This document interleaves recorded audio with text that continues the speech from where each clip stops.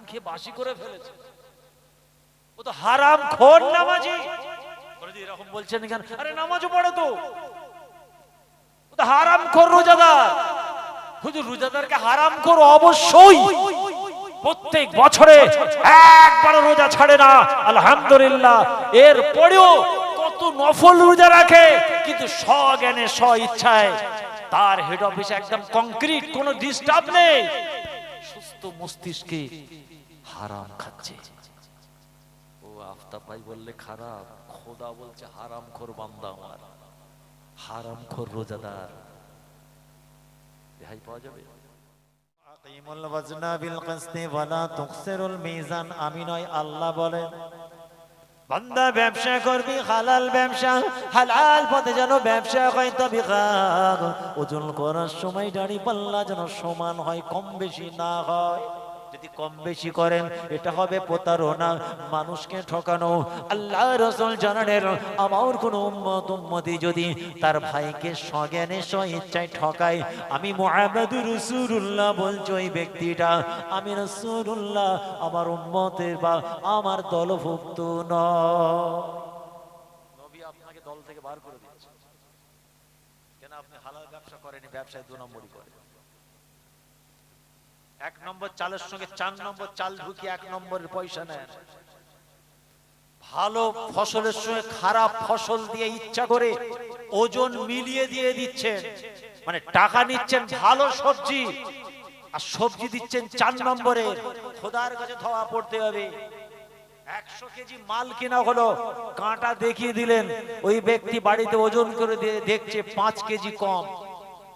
বলো 5 কেজি কম, বলুন 5 কেজির পয়সা নিয়েছে তো? কথা বলছেন না কেন? 100 কেজির পয়সা নিয়েছে তো, মাল দিয়েছি 95 কেজি, তাহলে 5 কেজির পয়সা নিয়েছি, মাল দিইনি। এটা হারাম না হালাল? 4 জন বলেছে হারাম,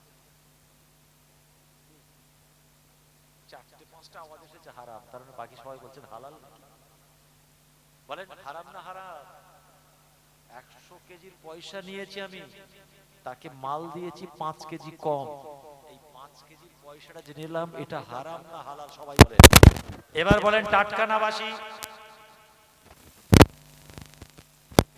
একা বলেছে টাটকা, সবাই বলেছেন বাসি।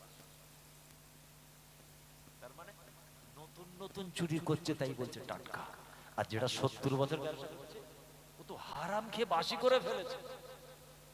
ও তো হারাম খোর নামাজি। এরকম বলছেন কেন? আরে নামাজও পড়ে তো। ও তো হারাম খোর রোজাদার। হুজুর রোজাদারকে হারাম খোর অবশ্যই। প্রত্যেক বছরে একবার রোজা ছাড়ে না, আলহামদুলিল্লাহ। এর পরেও কত নফল রোজা রাখে, কিন্তু স্বজ্ঞানে স্ব ইচ্ছায় তার হেড অফিসে একদম কংক্রিট, কোনো ডিস্টার্ব নেই, সুস্থ মস্তিষ্কে হারাম খাচ্ছে। ও আফতাব ভাই বললে খারাপ, খোদা বলছে হারামখোর বান্দা আমার, হারামখোর রোজাদার। রেহাই পাওয়া যাবে?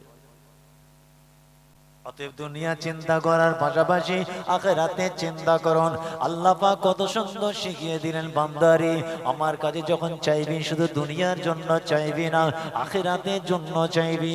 আবার শুধু আখিরাতের জন্য নয়, দুনিয়ার জন্য একটু চেয়ে নিবি। কেমন করে চাইবি আকারে?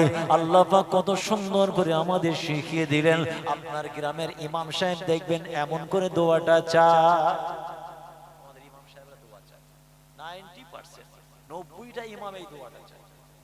হয়তো অর্থ জানি না, খেয়াল করে দেখবেন যার পিছনে ইক্তিদাই তো বিহাযাল ইমাম বলে আমরা দাঁড়িয়ে যাই।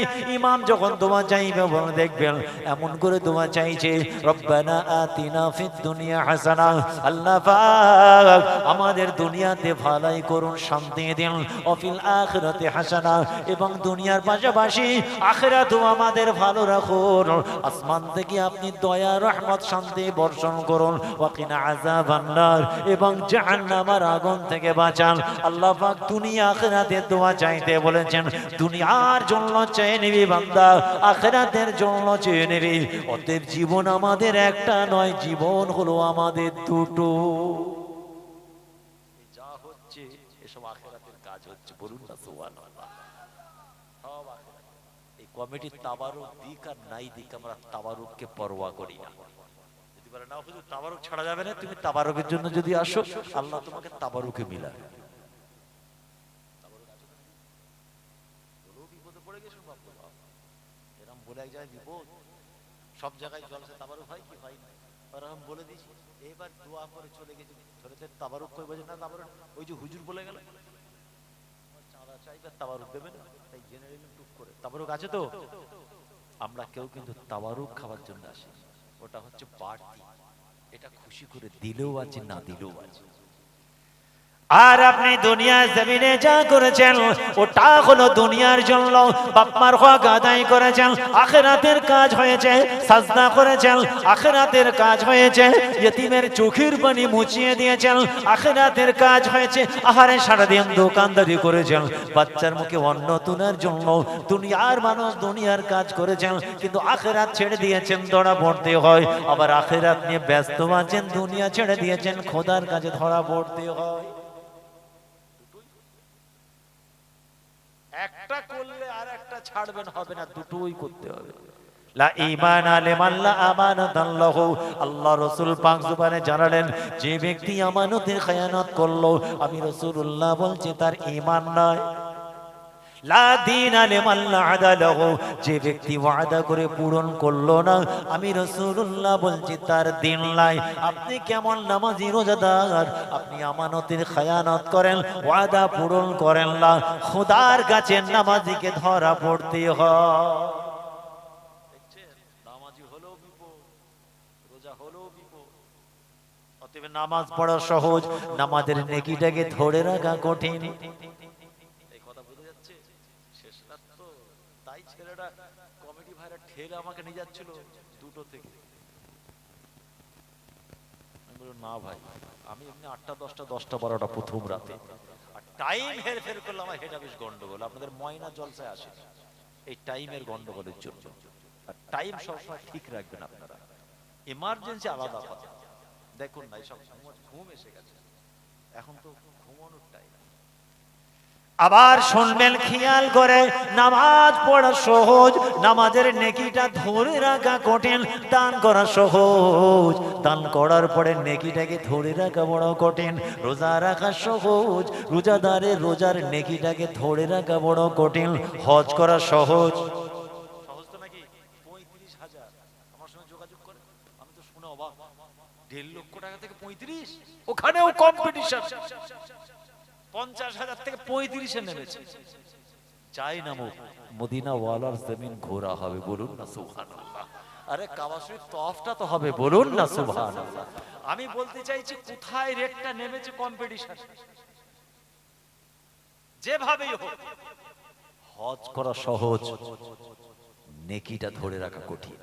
একজন হাজি হারাম খেতে পারে না, একজন নামাজি ব্যভিচারী করতে পারে না, একজন রোজাদার আমার মাটাকে বোনটাকে মারতে পারে না। হাজি সাহেবের ঘরের মেয়েরা বাইরে বেরোতে পারে না, বেহায়া বেশরম নির্লজ্জত অবলম্বন করতে পারে না। কোন নামাজি আলেমা হাফেজা আবেদা আমার কোন মা বোন যদি স্বামীর কথা অমান্য করে, তার হজের নেকি ধরে রাখা বড় কঠিন। আমার মাটা হজ করেছে, আমার বোনটা হজ করেছে, আলহামদুলিল্লাহ সুম্মা আলহামদুলিল্লাহ। আমার মা বোনগুলো যদি হজের নেকি ধরে রাখতে চায়, নামাজ রোজার নেকি ধরে রাখতে চায়, বেগানা পুরুষের সামনে যাওয়া যায় না।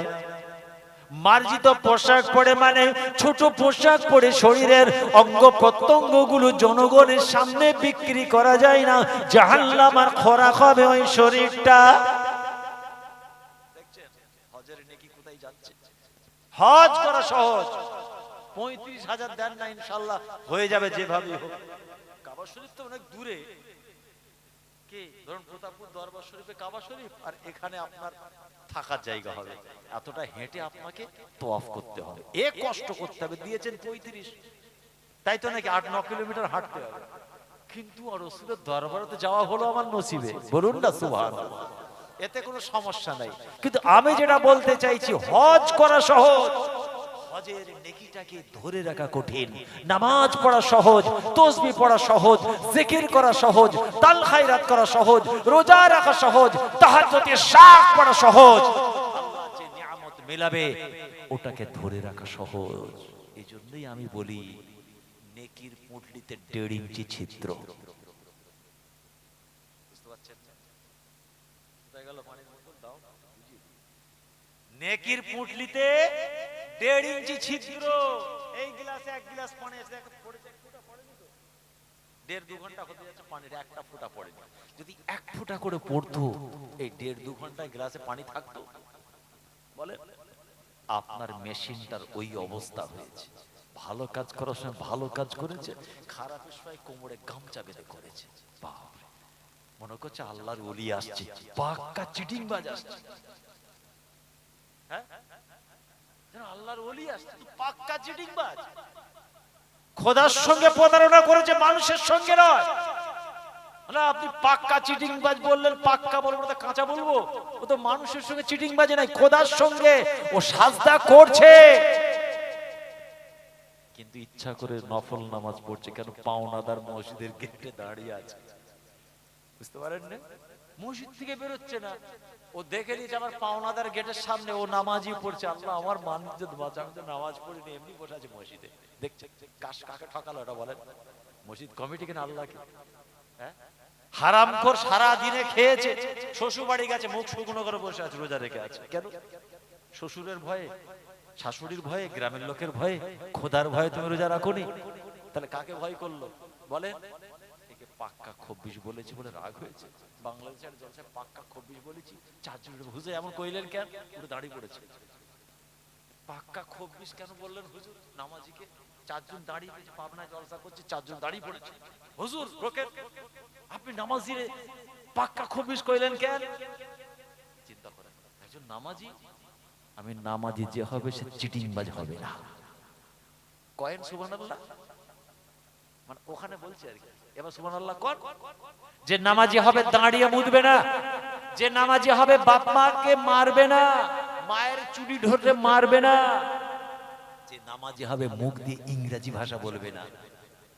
দেখুন 4 জন দাঁড়িয়ে ছিল টেম্পারে, একজন বসে বলল, আস্তে আস্তে দেখছি আর কেউ নেই, মাথা তোলে।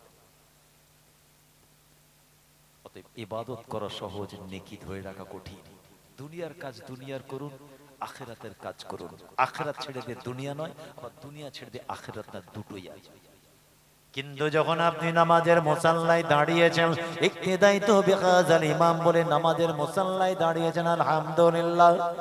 নামাজ শেষ করে স্ত্রী বাচ্চার মুখে অন্ন তুলে দিবার জন্য চড়া রোদের মাঠের মধ্যখানে কাজ করছে না, ঘরে পাসিনা ঝরে পড়ে, ঘাম ঝরে পড়ছে। যখনই মুয়াজ্জিনের আজান দিল, আর আপনার মূল্যবান কাজটা ভালো লাগে না, জমিটা পছন্দ হয় না, দোকানদারি কাজ কারবার কিচ্ছু ভালো লাগে না, কেননা আপনার তখন মনটা ছটফট করে, কেমন করে 27 গুণ সওয়াবটা বেশি পাওয়া যায়। জমি ছেড়ে দোকান বন্ধ করে শাটার নামিয়ে ইমানদার দৌড়ে দৌড়ে ওযু করে নামাজের মুসাল্লায় দাঁড়িয়ে ইক্তিদাই তো বিহাযাল ইমাম বলে যখন দাঁড়িয়ে যাবেন, আল্লাহ রাসূল বলেন ওই নামাজি গুরুর জন্য আমার আল্লাহ পাক স্পেশাল উপহার রেখেছি। ঘরের মধ্যে আছেন, বাচ্চাকে নিয়ে আদর করেন, স্ত্রী বাচ্চা বাপ মার সঙ্গে ব্যস্ত আছেন, কত সুন্দর আনন্দ অবস্থা। কিন্তু যখন এশার আজান দিল, ওই মুহূর্তে আপনার স্ত্রীর চেহারা পছন্দ হচ্ছে না, মাসুম বাচ্চাটা ভালো লাগছে না, পুরো বাপ মাটাও ভালো লাগছে না। কি ভালো লাগে জামাতের সঙ্গে নামাজটা কখন পড়বো সব ফেলে দিয়ে দৌড়ে দৌড়ে যখন গিয়ে এশার নামাজের জানলাম জামাতে দাঁড়িয়ে গেলেন, আল্লাহ রাসূল বলেন এই হৃদয়গুলো হলো আমার আল্লাহর বড় পছন্দ, আমি রাসূলুল্লাহ বড় পছন্দ করি, আমার আল্লাহ এদের জন্য আর সে ছায়া নসিবে করে দেবে। ওই মুহূর্তে ওই নামাজিকে স্ত্রী ভালো লাগে না, বাচ্চা ভালো লাগে না, বাপ মা ভালো লাগে না, ব্যবসা ভালো লাগে না, each and everything in this world, এই সারা বিশ্বে যা আছে কিচ্ছু ভালো লাগে না। তার ভালো লাগে আমি হাংরি, ক্ষুধার্ত হয়ে আছে, কখন গিয়ে ফজরের নামাজটা পড়বো, জোহরের নামাজটা জামাতের সঙ্গে পড়ে 27 গুণ সওয়াব পাবো।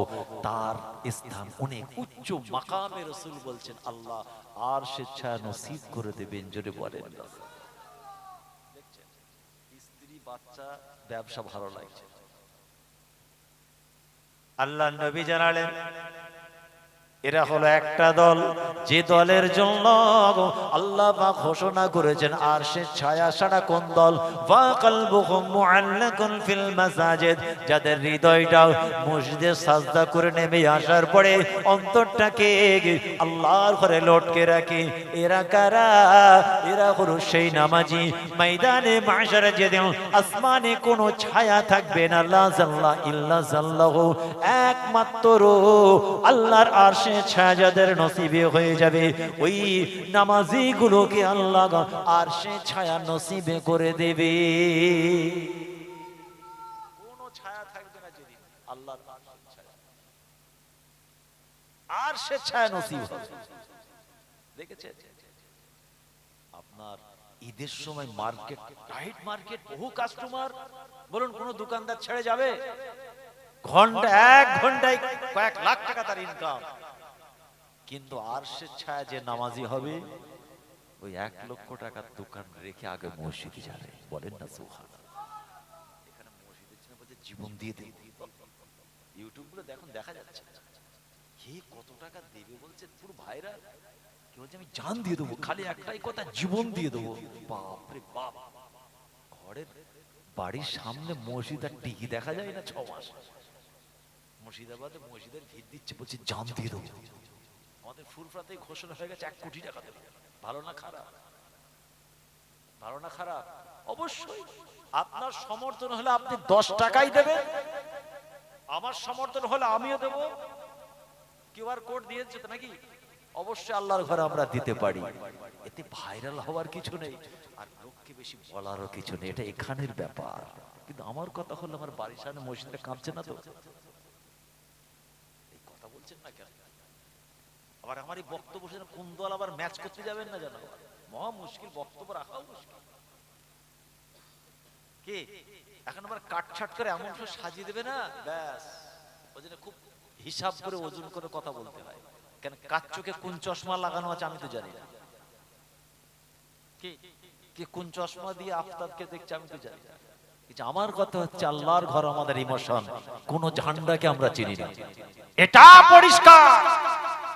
যদি এটাই গন্ডগোল থাকে, খোদার কাছে আপনাকে জবাব দিতে হবে।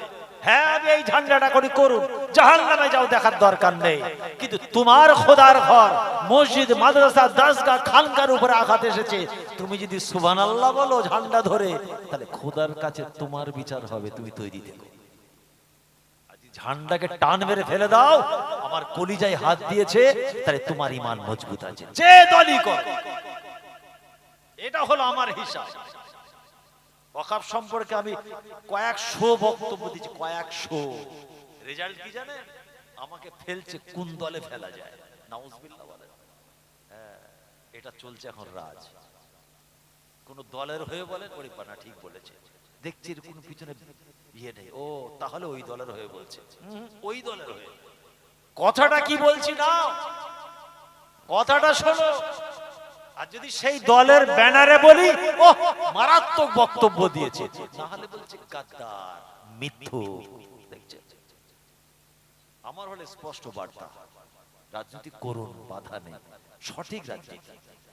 কে কিন্তু আল্লাহর ঘর, কোরআন, শরিয়ত, মসজিদ, মাদ্রাসা, খানকা, দরসগার উপর আঘাত আসবে, তুমি ঝান্ডা ধরে করবে তোমার ঈমান, তুমি তোমার খোদার কাছে জবাব দেবে।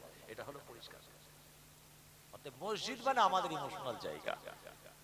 এবার তুমি 6 ডিসেম্বরটাই খুঁজে বার করলে 1 নম্বর, 2 নম্বর বাবরির নামটাই তুমি নিলে, এর পিছনে তোমার রাজনৈতিক যদি চরিত্র থাকে, ওটা তাহলে আলাদা বিষয়।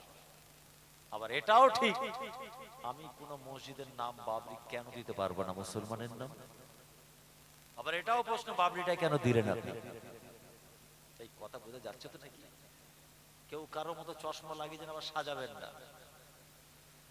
এত নাম থাকতো ওইটাই কেন পছন্দ হলো, 6 তারিখটা কেন পছন্দ হলো, এটা একটা প্রশ্ন। আর যদি আমি বাবরি নাম দিই, সমস্যা কোথায়?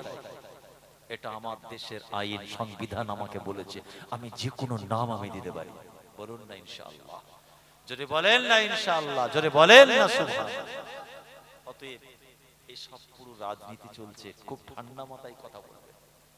ভাইরা দোস্তরা আমার, আলোচনা শেষের দিকে আবার বলছি, মুসলমান আল্লাহর ঘরে সাজদা করেছেন, আল্লাহর ঘর থেকে নেমে চিটিংবাজি করবেন না। আল্লাহর ঘরে সাজদা করেছেন, নামাজ পড়েছেন, পুরো বাপ মাটাকে কষ্ট দেবেন না। আল্লাহর ঘরে নামাজ পড়েছেন, আমার মা আপনাকে বোনটাকে কষ্ট দেবেন না। খোদার কাছে জবাবদিহি করতে হয়। কেননা আল্লাহর কোরআন জানিয়েছে, সত্যি করে যারা নামাজি হয়ে যাবে, নামাজের পাবন্দি হয়ে যাবে, আমার আল্লাহ পরিষ্কার ঘোষণা দিয়েছেন, আমি আল্লাহ তাদের কাছ থেকে ওহিয়াতি, নোংরামি, খারাপি, বদচরিত্র, বদ আখলাগুলোকে তাদের থেকে সরিয়ে দেব। ইন্নাস সালাতা তানহা আনিল ফাহশাই ওয়াল মুনকার। একজন নামাজি যখন নামাজের পাবন্দি হয়ে যাবে, তার কাছ থেকে ওহিয়াতি, নোংরামি, খারাপিগুলো আল্লাহ তাকে সরিয়ে দেবে। নামাজি হয়ে যান, হারাম খাওয়া বন্ধ হয়ে যাবে। এই ছেলেটা মদ ছাড়ানোর ওষুধ বেরিয়েছে, কিচ্ছু ওষুধ লাগবে না, নামাজের মুসাল্লায় দাঁড়িয়ে যাও। কোরআন বলছে যত রকম খারাপি আছে সরে যাও। না হুজুর আমার ব্যবসা চলছে না, দাঁড়াও নামাজে। ওই যে স্বামী স্ত্রীর সমস্যা চলছে, দাঁড়াও মসজিদে। হুজুর গ্রামের সঙ্গে ঝামেলায় জড়িয়ে, ফিতনায় জড়িয়ে গেছি, কেস চলছে। আনিল ফাহশাই ওয়াল মুনকার, যত খারাপি, ওয়াহিদি, নোংরামি আপনার জিন্দেগিতে আছে, আপনি ইক্তিদাই তো বিহাজের ইমাম বলে মসজিদে জামাতে দাঁড়িয়ে যান, নামাজ চালু করুন। আল্লাহর কোরআনে আল্লাহ বলছেন তার থেকে খারাপ জিনিস আমি আল্লাহ সরিয়ে দেবো। যদি বলেন না, কিসের ওষুধ খুঁজছেন? ওষুধ তো আল্লাহ দিয়েছে। জুবান ঠিক নেই, ওয়াদার খিলাফ হয়, মুখের ভাষায় মানুষ কষ্ট পায়, নামাজ শুরু করবেন, আস্তে আস্তে আপনার কাছ থেকে খারাপ জিনিস সরে যাবে। বলেন না সুবহানাল্লাহ। আল্লাহ রাসূল জানালেন, আপনি আমি নিজেকে ইমানদার, মুমিন, মুসলমান বলে আল্লাহর জমিনে দাবি করতে পারি না, যদি আপনার আমার হাতের দ্বারা মুখের ভাষায় জনগণ মার খায়, মুখের ভাষায় জনগণ কষ্ট পায়। এ মুসলমান, মুখের জন্য আপনাকে একটু তালাজাবি মানতে হয়, জিহ্বার অপব্যবহার বন্ধ করতে হয়, হাতের দ্বারা মানুষের প্রতি অত্যাচার বন্ধ করতে হয়। আল্লাহ রাসূল তাই জানালেন, আল মুসলিমু মান সালিমাল মুসলিমুনা মিন লিসানিহি ওয়া ইয়াদিহি। আপনার হাতের দ্বারা মুখের ভাষায় যদি মানুষ দুঃখ কষ্ট পায়, আমি মুহাম্মদুর রাসূলুল্লাহ বলছি, এখন আপনি একজন পাক্কা ইমানদার মুমিন মুসলমান নয়। মুখের ভাষায় মানুষকে কষ্ট দিবেন, আবার হাতের দ্বারা মানুষের প্রতি অত্যাচার করবেন, নবী বলছেন মুসলমান নয়। আফি হাদিসে নখরা, আমার রাসূল অন্য জায়গায় এই মর্মে আবার জানালেন, আমলিক আলাইকা লিসানিকা ফাহুয়া নাজা। সাহাবীরা, তোমরা জুবানে লাগাম দাও, ঠোঁটের অপব্যবহার বন্ধ করো, জুবানের আঘাতে মানুষকে যেন কষ্ট দিও না। এই কাজ যদি তোমরা করতে পারো, আমি রাসূলুল্লাহ বলছি, আল্লাহর কাছে তোমাদের নাজাত হয়ে যাবে। নামাজি মুখ দিয়ে গালাগালি করতে পারে না। একজন মুসলমান নিজের মুখের ভাষায় মাকে, বাপকে কষ্ট দিতে পারে। একজন নামাজি নিজের স্ত্রীর প্রতি অত্যাচার, অবিচার, জঘন্য ভাষায় কথা বলতে পারে না, যদি সে সত্যিকারের নামাজের পাবন্দি হয়। যদি দুনিয়ার মানুষকে খুশি করার জন্য নামাজ পড়ে, দুনিয়ার লোককে দেখানোর জন্য নামাজ পড়ে, সেটা বলতে পারবে না। যারা ফরজ আইন মনে করে নামাজ পড়ে, কথা বোঝা গেল? যারা হৃদয় দিয়ে আল্লাহর জাহান্নামের ভয়ে নামাজ পড়ে, না হলে কি? আল্লাহ রাসূলের সাহাবা, জলিলুল কদর সাহাবা, তারা নামাজ পড়েছেন, আল্লাহর হক আদায় করেছেন, নবীর হক আদায় করেছেন, বাপ-মার হক আদায় করেছেন। হে মুসলমান, জঙ্গে বদর, বদরের যুদ্ধ, এই ঘটনা আপনাদের জানা আছে? বদরের যুদ্ধ কিছু কিছু জানা আছে? জঙ্গে বদর, জঙ্গে উহুদ, খন্দক, তায়েফ, তবুক, হুনাইন, কত যুদ্ধের ময়দানে যুদ্ধ হয়েছে। আমি যে যুদ্ধের ময়দানের কথা বলছি সে যুদ্ধের ময়দানটা হলো জঙ্গে বদর। জঙ্গে বদরে আল্লাহ রাসূলের বড় কাছের মানুষ, ইসলামের প্রথম খলিফা হযরত আবু বকর সিদ্দিক রাদিয়াল্লাহু তাআলা আনহু ছিলেন আল্লাহ রাসূলের দিকে মুসলমানদের দলে। হুজুরের কলিজার টুকরার নাম হলো আব্দুল্লাহ, সে ছিল বেঈমান মুশরিক কাফেরদের দিকে। বুঝতে পারছেন, বদরের যুদ্ধে আল্লাহ রাসূলের দলে কে আছেন? আবু বকর সিদ্দিক। আর আবু বকর সিদ্দিক রাদিয়াল্লাহু তাআলা আনহুর ছেলে কোন দিকে আছে? কাফেরদের দিকে। খুব ভালো করে বুঝুন ইসলাম কি জিনিস, শরীয়ত কি জিনিস। না হুজুর আমি ওদিকেও আছি ওদিকেও আছে, সব দিকে আছে, না, একদিকে থাকতে হবে। রাসূল বলছেন মান তাশাব্বাহা বিকওমিন ফাহুয়া মিনহুম। তুই মুসলমানদের দিকেও থাকবে, এক্স ওয়াই জেড তাদের দলেও থাকবে, তাদের মতো খাওয়া দাওয়া চলাফেরা উঠা বসা কৃষ্টি কালচার করবে, আবার মুসলমানের দলে থাকবে না। যার সঙ্গে তার মহাব্বত সম্পর্ক তৈরি করবে তার সঙ্গে তার হাসর। আল্লাহ রাসূলের সাহাবা হযরত আবু বকর সিদ্দিক রাদিয়াল্লাহু তাআলা আনহু এবং হযরত আব্দুল্লাহ বাপ বেটা একসঙ্গে বসে এক দস্তরখানে বসে খাওয়া দাওয়া করছেন। দু বাপ বেটায় কথাবার্তা হয়। ছেলে বলছে আব্বা জান আপনার কি মনে আছে বদরের যুদ্ধের কথা? কি ভয়ঙ্কর যুদ্ধ, ইসলামের প্রথম যুদ্ধ জঙ্গে বদর, যে যুদ্ধের ময়দানে আমি বেঈমান কাফেরদের দলে ছিলাম। আব্বা জান আপনি তো রাসূলুল্লাহর দলে ছিলেন, আপনার কি সেই বদরের যুদ্ধের কথা মনে আছে? কে কাকে বলছে বলেন, কে কাকে বলছে? অবস্থা খুব খারাপ। ও আমারও ঘন্টা বেজেই গেছে, শুনছেন তো নাকি? বাদ দেবো, ছেড়ে দেবো, বাদ দেবো? দুটোতেই হ্যাঁ বলছে, কোন দিকে যাবো?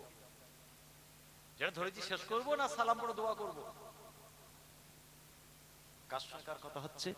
ইসলামের প্রথম খলিফা আবু বকর সিদ্দিকের সঙ্গে ছেলে আব্দুল্লাহ। কি কথা হচ্ছে আব্বাজান আপনার কি মনে আছে সেই বদরের যুদ্ধ? কি করছেন ওনারা? এক দস্তরখানে বসে খাওয়া দাওয়া চলছে। সেই যে যুদ্ধের ময়দানটা মনে নেই আপনার? যেদিন আপনি ছিলেন ইসলামের পক্ষে আমি ইসলামের বিরুদ্ধে, যেদিন আপনি ছিলেন কোরআনের পক্ষে আমি কোরআনের বিরুদ্ধে, যেদিন আপনি ছিলেন ইমানদারের পক্ষে আমি ছিলাম বেঈমান কাফেরদের পক্ষে। সেই যে ভয়ঙ্কর যুদ্ধটা হয়েছিল, তো যুদ্ধ যখন চলছিল তলোয়ার চালাতে চালাতে একবার হয়েছিল আমার তলোয়ারের তলায় আপনার গর্দান এসে গিয়েছিল। কার গর্দান এসেছিল? আবু বকর সিদ্দিকের। ছেলে বাপকে বলছে এমন একটা সময় এসেছিল লড়াই করতে করতে হঠাৎ আমি তলোয়ার চালাতে গিয়ে দেখছি আব্বাজান আমার তলোয়ারের তলায় আপনার গর্দান, কিন্তু আমি তলোয়ারটা চালাইনি। আপনি আমার আব্বাজান বলে তলোয়ার সরিয়ে নিয়েছি, বলুন না সুবহান।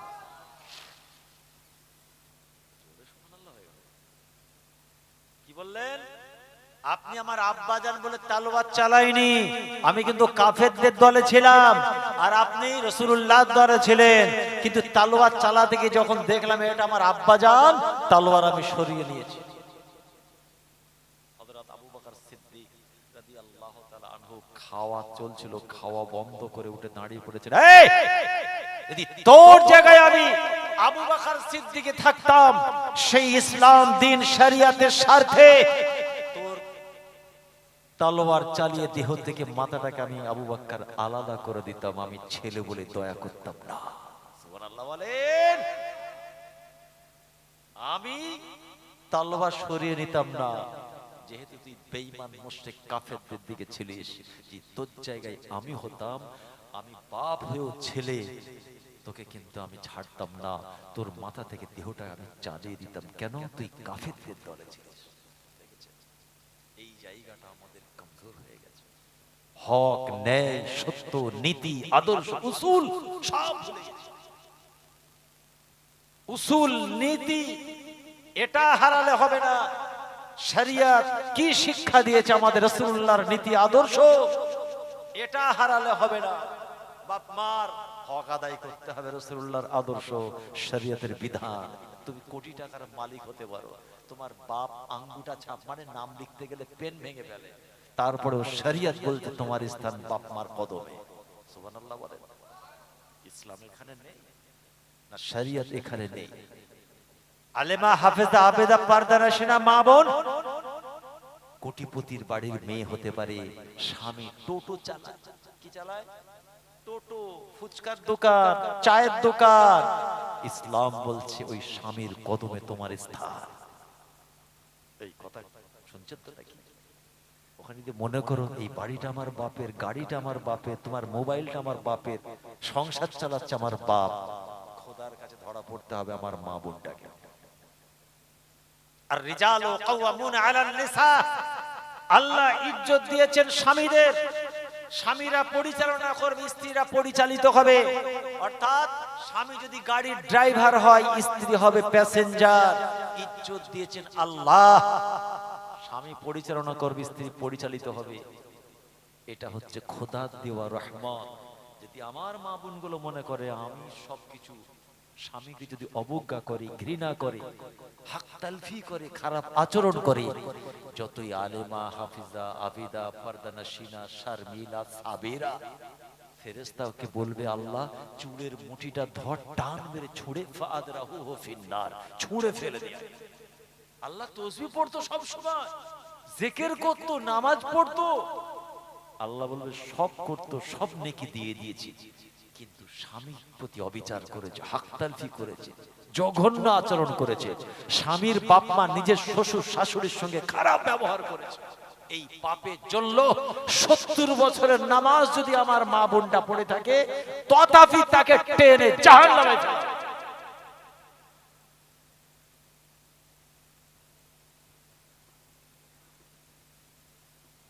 আল্লাহ পাক আমাদের হেফাজত।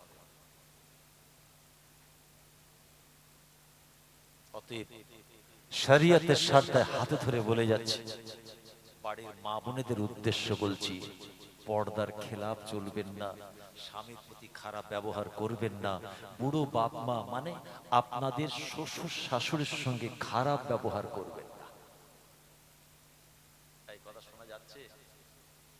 আল্লাহ রাসূল বলেন যদি ওই মেয়েগুলো যদি শ্বশুর শাশুড়ির হক আদায় করে, নিজের বাপ মা মনে করে তাদের সঙ্গে ব্যবহার ভালো করে, আরে আমার আল্লাহ বড় খুশি হয়ে যান, নিজের বাপ মার খেদমত করার নেকিটা আল্লাহ পাক তাদের নামায় আমালে দিয়ে দেন। বলুন সুবহানাল্লাহ। আল্লাহ রাসূলের জালিলুল কদর সাহাবা হযরত আলী কাররামাল্লাহু ওয়াজহাহুর স্ত্রীকে জোরে বলেন, নিজের শেষ লগ্নে নিজের স্বামীর উদ্দেশ্যে মা ফাতেমা কি বলেছিল, ও আমার আদরের স্বামী, হয়তো কিছুক্ষণ পরেই আমার মওত হয়ে যাবে, সেই মওতের আগে কয়েকটা কথা বলছি, আমার এই কথাটা রাখতে হবে। কিছু ওসিয়ত করে যাচ্ছে স্বামী, এই কথাটা আমার রাখবেন। আমি আপনার জন্য দোয়া চাই, আপনি আমার জন্য দোয়া চাইবেন। আমি স্ত্রী হিসেবে আপনার কাছে ক্ষমা চেয়ে নিচ্ছি, আপনি আমাকে ক্ষমা করে দেবেন। আমি আপনার স্ত্রী হওয়ার পরেও মনে হয় আমি ফাতেমা আপনার ঠিক মতো হক আদায় করতে পারিনি, যতটা খেদমত করার দরকার করতে পারিনি। আপনি যদি নারাজ হয়ে যান, আমার আব্বা জান নারাজ হয়ে যাবেন, আমার আব্বা জান যদি নারাজ হয়ে যান, আমার আল্লাহ নারাজ হয়ে যাবেন। আমি ফাতেমা আমার আল্লাহর কাছে ধরা পড়ে যাব। অতএব জীবনের শেষ সময়ে কয়েকটা ওসিয়ত করে যাচ্ছি, এটা আপনি পালন করবেন। আমি ফাতেমা যখন মারা যাব, মওত হয়ে যাবে, আল্লাহর হুকুমে যখন দুনিয়া ছেড়ে চলে যাব, আমার কাফন দাফনটা আপনি যেন আর করবেন না। একজন মহিলা মা ফাতেমা স্বামীকে বলছে আমার কাফন দাফন করবেন। আমি ফাতেমা আমার কাফনের ব্যবস্থা সব আমি করে নেব, আমার গোসলটা দেবেন না কেন না, আমি ফাতেমা আমার গোসল আমি গোসল দিয়ে নেব। আর আমার দাফনের কাজটা দেরি করবেন না, তবে হ্যাঁ দিনের বেলা আমার দাফন যেন না হয়, দেরি না করে রাতের অন্ধকারে লুকিয়ে লুকিয়ে তাড়াতাড়ি করে গোপনে আমাকে দাফন করে দেবেন, কেননা আল্লাহর কঠিন জাহান্নামের শাস্তির আমি বড় ভয় করি। আল্লাহ রসুল যাকে বললেন জান্নাতের সমস্ত মহিলাদের সরদারনি হবেন, সে হচ্ছে আমার ফাতেমা। বলুন না সুবহান, এই জোরে বললেন না সুবহানাল্লাহ। আর তিনি কি করছেন? জাহান্নামার ভয়ে বলছেন দিনের বেলা কাফন আপনার দাফন করবেন না, রাত্রে লুকিয়ে গোপনে। কাফন আমি পড়ে নেব, গোসল আমি করে নেব। কেন কেন করবে? জি হ্যাঁ, আমি ফাতেমা আমার গোসল দিতে গিয়ে ওই বেগানা মহিলাগুলো আমার শরীরের অঙ্গ প্রত্যঙ্গ দেখে তারা সমালোচনা করবে। প্রকাশ্যে যখন জানাজার নামাজ হবে, আমার লাশ মোবারককে যখন লেখা হবে, বেগানা পুরুষরা আমার খাটিয়া দেখে তারা অনুমান করবে ফাতিমার গঠন কেমন ছিল, কতটা লম্বা ছিল, খাটো ছিল, গঠন ছিল, তারা আমার সমালোচনা করবে। না না না, আমি আল্লাহর কঠিন আযাবকে ভয় করি। নামাজ পড়া ফরজ, কপাল কালো করে ঘুরছো, বেহায়া বেশরম নির্লজ্জ মুসলমান, জাতির কলঙ্ক। নামাজ পড়া ফরজ, রোজা রাখা ফরজ, আর পর্দা করা কি? কথা বলছেন না কেন? ওঠার বেলায় ফরজ। বলুন, খুব হুঁশিয়ার, সাবধান। আমি আমাকে বলছি, সবার উদ্দেশ্যে বলছি, খবরদার। একটা সংসার সুখের হয় রমণীর গুণে, কি তাই তো নাকি? ছেলে মেয়েগুলো শিক্ষা এডুকেশন অর্জন করে মায়ের জন্য। আর মা যদি ইংরেজি ভাষা বলে, তার ছেলে কি আল্লাহর ওলি হবে? বাপ যদি দাঁড়িয়ে পেচ্ছাপ করে, বাপ যদি বেনামাজি হয়, বাপ যদি সুদ খায়, ঘুষ খায়, এর জন্য দায়ী বাপ। বাপ তুমি নিজে ঠিক হও, মা আপনি ঠিক হন, তবে প্রোটেকশন যেটা আল্লাহ দেবে, আল্লাহ ওয়ালা তৈরি হবে। নেশা করে এসে রাত্রে ঘুমাচ্ছে, সকালে উঠে কাজে যাচ্ছে, আহা কি সংসার। এসে বলছে হুজুর একটা তাবিজের, আমার ছেলেটা গালাগালি করে। তুমি কি করো বাপ? হুজুর আমার ছেলের মুখের ভাষাটা খারাপ। ওর মায়ের মুখের ভাষা ঠিক আছে? বলো, বাচ্চাটা তো বাপ মাকে ফলো করে বড় হয়েছে। কে? বাপ। বাচ্চাটা ছোট্ট অবস্থা থেকে দেখছে নিজের বাপ মাকে। ওর বাপকেও দেখছেন নামাজ পড়ে না জীবনে, মাকেও দেখছেন নামাজ পড়ে না। আর আমাদের গ্রামে জলসায় এসে ছোট হুজুরের নাতি আফতাব হুজুর বলছেন নামাজ না পড়লে ফেরেশতা পিটবে। আব্বা বলো তো কারণটা কি? বলুন, এই ছেলেটা বলবে তো বাপ মাকে? বলুন, জবাব আছে মায়ের কাছে, জবাব আছে বাপের কাছে, জবাব আছে সমাজের মানুষের কাছে। আজকে আমার ওই মাসুম বাচ্চা কলিজার টুকরার প্রশ্নের জবাব গ্রামের মানুষ আপনাদের দিতে হবে, যাদের গ্রামে মসজিদ থাকার পরেও কেউ মসজিদে যায় না। এই মাসুম বাচ্চাটা কি পাপ করেছে? বলুন। অতএব আসুন একটু পরিবর্তন হোক। আমি নামাজ পড়লাম, আমার ছেলে আমাকে ফলো করবে। আমার স্ত্রী নামাজ পড়লে বাচ্চা মেয়েগুলো মাকে ফলো করবে। জি হ্যাঁ, আপনি রোজ মসজিদে যান, আপনার বাচ্চা দাদু নাতি কি সম্পর্ক, ও জানে না নামাজ কি জিনিস, আজান কি জিনিস জানে না। এতটুকু বুঝবে মসজিদে আওয়াজ হলে আমার দাদু যায়। এই কনসেপ্ট ওর ব্রেনে আসছে আসছে যে মসজিদে কি আওয়াজ হয়, অমনি আমার দাদু মসজিদে যায়। ও বাচ্চা শিশু টুকটুক করে হেঁটে হেঁটে দাদুর সঙ্গে মসজিদে সিঁড়িতে বসে থাকে। যেদিন ওর দাদু নামাজ পড়তে যাবে না, ঠিক আসরের আজান হবে, দেখবেন বাচ্চাটা ঘুম থেকে উঠে ছুটবে। কোথায় যাবে? বলুন, চায়ের দোকানে যাবে না মাঠে যাবে? না, আজান হলো আমার দাদু যায় না, দেখি দাদু মসজিদে আছে কিনা। এই আপনার দ্বারা ওই মাসুম বাচ্চাটা খোদার ঘর চিনলো, খোদার ঘরের রাস্তা চিনে গেল। একদিন আপনি না আসলেও বাচ্চাটাকে বলতে হবে না আজান কাকে বলে, নামাজ কাকে বলে। অটোমেটিক ওই বাচ্চাটাও নামাজি তৈরি হবে। বলুন না সুবহানাল্লাহ। শিক্ষা দিতে হবে। স্বামী নামাজ পড়ছে, স্ত্রী বেনামাজি, আপনি মনে করে জান্নাতে ঢুকে যাবেন, ফেরেশতা আটকে দেবে। তোমার স্ত্রী নামাজ পড়েনি কেন? শুনছেন? স্ত্রী নামাজি, স্বামী মাতাল, স্ত্রী কি জান্নাতে চলে যাবে? ওই স্ত্রীকে খোদার কাছে জবাবদিহি করতে হবে। ওই মাতাল স্বামীকে খাইয়েছো, নামাজ পড়েনি কেন? বলে চেষ্টা করেছেন, হাত দিয়ে, মুখ দিয়ে, অন্তর দিয়ে প্রতিবাদ করেছেন। নবী বলছেন তিন ভাবে প্রতিবাদ করো। হাতের দ্বারা হবে না, মুখে বলো হবে না, এখান থেকে ঘৃণা করো, তবে ছাড় আছে। ছেলে দাঁড়িয়ে পেচ্ছাপ করছে, বাপ কিছু বলছে না। 4 ফুট ছড়ি কিনে ছেলেকে চাপকেছে কি? যদি না চাপকাও হবে। কথা বুঝে গেল? যাই হোক, আর বাড়াবো না, এখন আপনাদের গজল অনুষ্ঠান বাকি আছে।